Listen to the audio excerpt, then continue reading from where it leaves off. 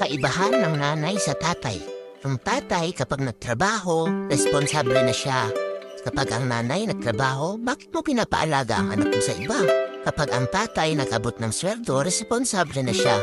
Kapag hindi napagkasya ng nanay, gastador siya. Kapag ang tatay dahil sa trabaho, nagpapahinga, nanonood ng TV, nagsiselfone. Kapag si nanay naupo lang saglit, nagpahinga, irresponsable at tamad na siya. Ang tatay kapag lumabas kasama ang barkada, deserve niya. Kapag ang nanay lumabas lang saglit, nagbubuhay dalaga na siya. Ang tatay kapag may sakit o pagod, hindi mo napapasok, magpapagaling at magpapahinga. Si nanay hindi humihinto dahil wala siyang aasahang iba. Kapag si tatay nagsermon, nagdidisiplina lang siya. Kapag si nanay nagbubamanga at nagarna, mahirap maging mabuting ina. Lalo na sa mata ng mga taong hindi nakikita ang ating sakripisyo at halaga.